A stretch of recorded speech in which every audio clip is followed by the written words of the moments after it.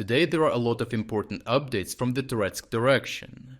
Here, Russian forces, unable to break through the northern flank, redirected their efforts southward in an effort to escape the misery of urban combat.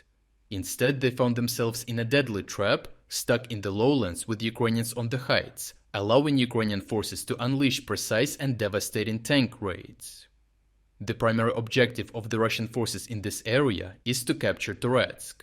However, the battle for the city, with its complex urban warfare dynamics, has proven exceptionally difficult for them.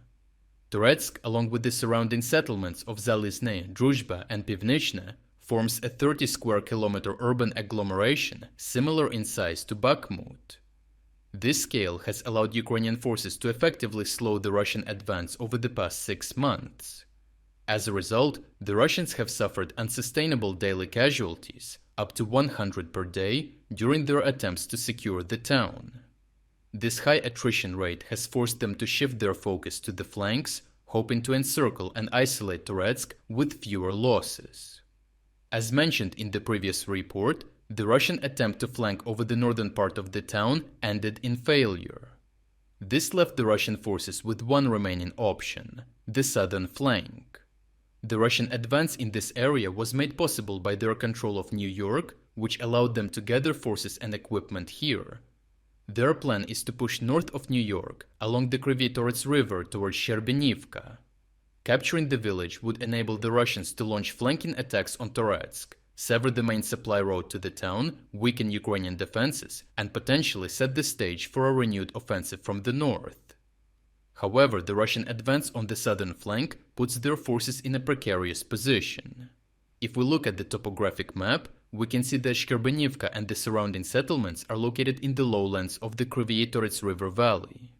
This gives Ukrainian forces the advantage of higher ground to the west of Shcherbenivka at Katerinivka and from Toretsk, allowing them to establish fire control and effectively suppress any Russian attempts to advance towards Shcherbenivka, Leonidivka and Petrivka. As a result, Russian forces would find themselves trapped in a cauldron, exposed to fire from all directions.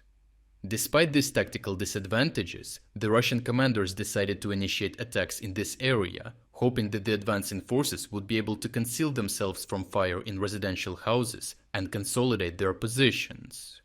To improve their concealment and the chances of success, Russian forces deployed and concentrated their forces in small groups within residential areas of New York and Nelipivka at night, to prevent their detection by the Ukrainians.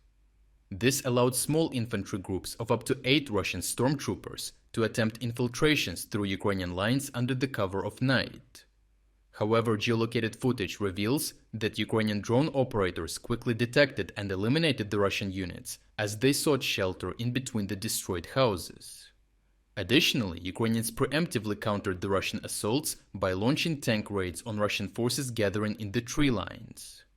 Combat footage shows how T-64BV tanks, aided by reconnaissance from drone units, effectively identified Russian positions and fired on them with their main guns, destroying the Russian forces' concentrations. These tank raids proved highly successful, thwarting larger Russian assaults by eliminating forces still grouped together during their final preparations. Overall, the Russians launched a poorly planned counterattack on the southern flank of Toretsk, hoping to encircle the city from the south, only to place their troops in a semi-encirclement themselves due to Ukrainian fire control from the high ground and subsequent tank raids.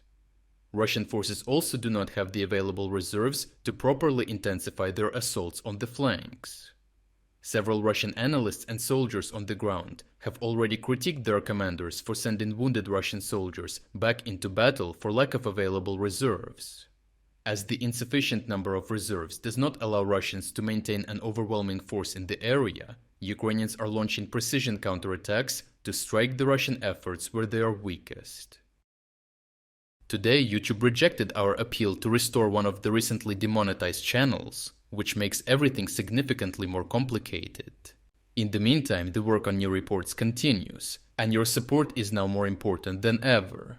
For this reason, we have recently launched our own website, where we release exclusive strategic insights and tactical analysis videos. If you wanted to support my work but never got a chance, now is a decisive time. I have also extended the Black Friday 40% discounts on subscription for everyone who can join our platform today.